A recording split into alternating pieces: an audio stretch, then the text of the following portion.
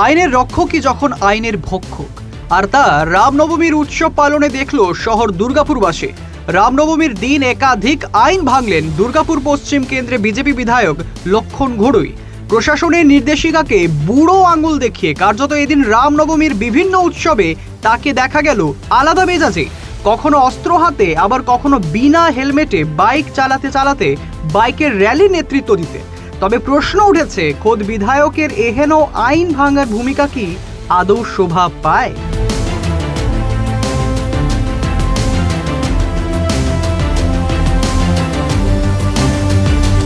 রামনবমীর মিছিলে অস্ত্র প্রদর্শন কার্যত নিষেধাজ্ঞা জারি করেছিল, কিন্তু এদিন সকালে হাতে তরোয়াল তুলে নেন বিজেপির বিধায়ক লক্ষণ ঘড়ুইয়ের হাতে অস্ত্র। রামনবমী উপলক্ষে দুর্গাপুরের চণ্ডীদাস বাজারে অস্ত্র পুজোর পাশাপাশি অস্ত্র হাতে দেখা যায় বিজেপি বিধায়ককে। বিশ্ব শান্তি দিচ্ছি আমরা, হিন্দু পরিষদ বলুন, রাষ্ট্র স্বামী সংসঙ্গ বলুন, তাই হিন্দু তার আছে বলেই আর হিন্দুরা সুরক্ষিত আছে, হিন্দুরা বেঁচে আছে। তাই আমরা যখন আক্রমণ হয়েছে তেনার পাশে দাঁড়িয়েছি, তেনার পাশে গেছি। আমাদের কেন্দ্রীয় মন্ত্রী মতাবাড়ি গেছেন, আটকে দেওয়া হয়েছে কেন? হিন্দু যেখানে অসুরক্ষিত, কেউ দেখার নেই। সিপিএম তৃণমূল একমাত্র বিজেপি যাচ্ছে। গেছিলাম বারুইপুর, 50 জন এমএলএ আমরা সুরক্ষা ছিলাম, ফিরে এসেছি, মরতে মরতে বেঁচে এসেছি আমরা। তাই বাংলার অগ্নিকর অবস্থা, সেখানে দাঁড়িয়ে মানুষকে বলবো রাস্তায় নামুন, প্রতিবাদ করুন। বাংলার দেশ থেকে চলে এসেছিলেন, হাত ঘর বাড়ি ছেড়ে, ভিটেমাটি ছেড়ে, ব্যাংকের অ্যাকাউন্ট ছেড়ে, স্ত্রী সন্তানকে সাথে নিয়ে চলে এসেছিলেন রাতের অন্ধকারে। সেই বাংলা আজকে থাকবো কিনা পৌঁছে দাঁড়িয়েছে।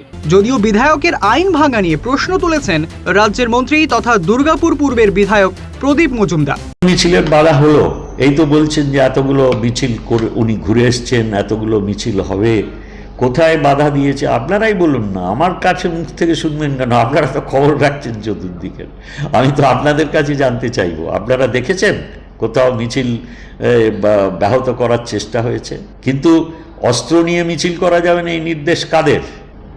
এটা তো ন্যায়ালয়ের নির্দেশ না, তারা অন্য দেশ থেকে এসে নির্দেশ দিয়ে গেছেন। যদিও সেখানেই থেমে থাকেননি লক্ষণবাবু। বিকেলে রামনবমী উপলক্ষে বাইক র্যালিতে অংশগ্রহণ করেন তিনি। দুর্গাপুরের গান্ধী মোড় থেকে শুরু করে গোটা দুর্গাপুর শহর ঘুরে বেড়ায় এই বাইক বাহিনী। অধিকাংশ হেলমেটবিহীন এই বাইক বাহিনীর প্রতিনিধিত্ব করতেও দেখা যায় তাকে। নিজেও হেলমেট ছাড়াই বাইক চালিয়ে আইনকে তোয়াক্কা না করে পুলিশকে বুড়ো আঙুল দেখালেন তিনি। হিন্দু সমাজ, যুব সমাজ রাস্তায় নেমেছে, যেভাবে বাংলায় আগুন জ্বলছে, কোনো বাধা বিপত্তিকে মানতে চাইবে না। যেভাবে বাংলায় আগুন জ্বলছে তার জন্য যুব সমাজ রাস্তায় নেমেছে, মানুষ রাস্তায় নেমেছে, যুব শক্তি ছাত্র শক্তি রাস্তায় নেমেছে। যে চাকরি চলে গেছে, যেভাবে দুর্নীতি চলছে, যেভাবে গুন্ডামি হচ্ছে, কোনো বাধা মানতে রাজি নয় কেউ।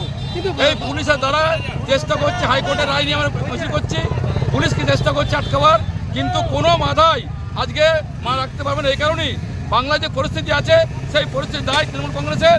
একটা গোষ্ঠীকে, একটা সম্প্রদায়কে খুশি করার জন্য মানুষ তৃণমূল কংগ্রেস সাহায্য করছে, পুলিশ সাহায্য করছে।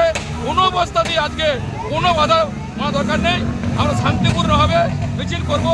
যদি এই শান্তিপূর্ণ মিছিলে আঘাত করতে আসে, পুলিশ কিন্তু আজকে করতে পারে। আসানসোল দুর্গাপুর পুলিশ কমিশনারেটের পক্ষ থেকে সাধারণ মানুষদের উদ্দেশ্যে বার্তা, সেভ ড্রাইভ সেভ লাইফ। কিন্তু এদিন কে কার কথা শোনে? তবে পুলিশের পক্ষ থেকে নিয়মিত আইন ভঙ্গের জন্য যে সকল বাইক আরোহীদের বিরুদ্ধে ব্যবস্থা নেওয়া হয়, এবার দেখা বিধায়কের ক্ষেত্রেও কি ব্যবস্থা নেয় সেই পুলিশ প্রশাসন? ব্যুরো রিপোর্ট, খবর বাংলা।